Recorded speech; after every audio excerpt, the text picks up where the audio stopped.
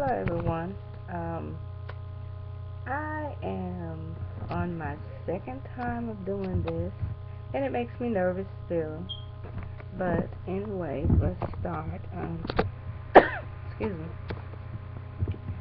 I like to tell the story of one of my grandchildren. It still touches my heart whenever I think about it. He is now 16 years old. However, this happened to him when he was just a baby. Usually my family and I, every year we get together and we bring in New Year's together. We either go to church together and bring in New Year's, or we're at home gathered around in a circle and holding hands and praying and then saying something that we're thankful for the new year.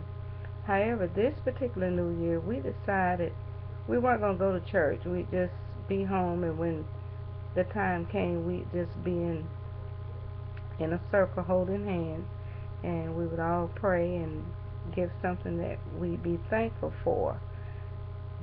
But I'm thinking the Lord probably had other plans because when my grandson was a baby, he was born with a lot of medical conditions, and one of them was that, like, whenever he would eat, we would always have to really, really hit him to make him burp. I mean, you really had to hit him in his back to make him burp.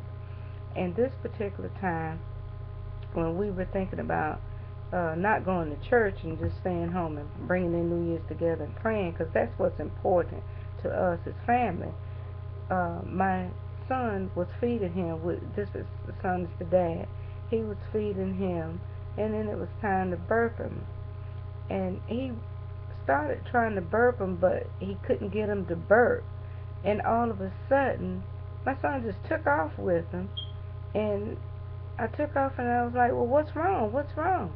And what had happened was the grandbaby, he could not burp, and all of a sudden I guess the food got caught in his throat.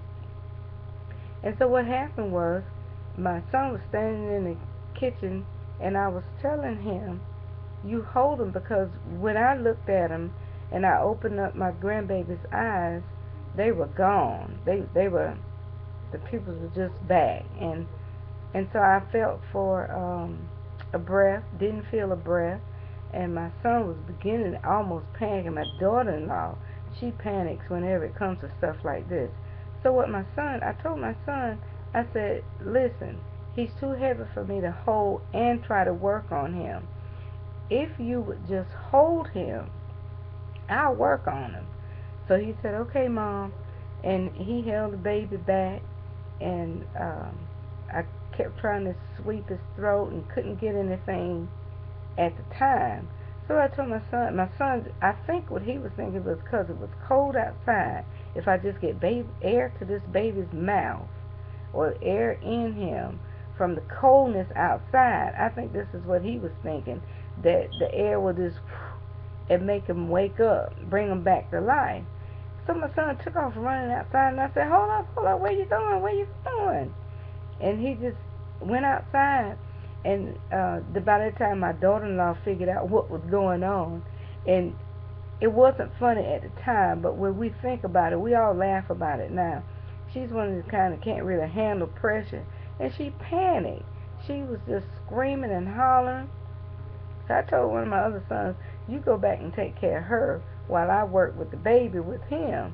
So I went outside with my son. He was on the ground holding the baby still and just praying. And I said, just pray, pray. So we were both praying. And I was like, Lord, you didn't give this baby to us to take him now. And I said, just help me to do what I need to do to bring him back. And I kept sweeping his throat and sweeping his throat, and all of a sudden he just went and that was the most beautiful sound that I had heard in a long time. The neighbor next door came running over because he heard us outside, and he was like, what's going on, what's going on? And we told him what was going on, and by that time everything was basically okay. My other son had called the ambulance, And when we called the ambulance and they came to the house, and my grandson went out again, and I was sweeping again and patting him, and he came back, and uh, then the ambulance people, when they came and got him, and I told my other son, see where the mom is.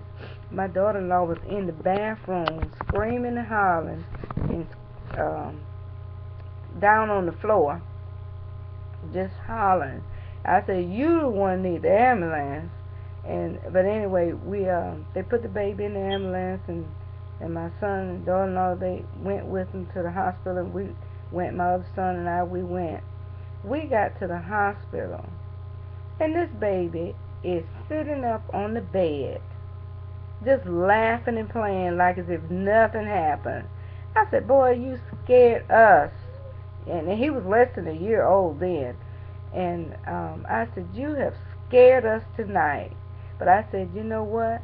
Thank you, Lord, that you living. Thank you, Lord, because he was born with an illness that no other child has been born with, this illness that has ever lived.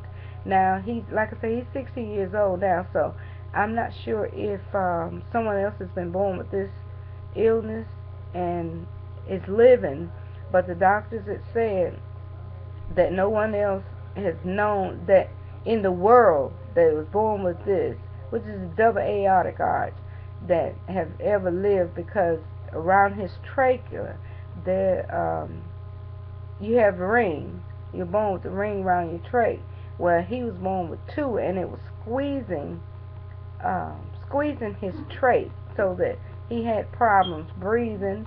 Whenever you try to get the food go down, his esophagus is very narrow, so it's hard to get the food down and keep it down.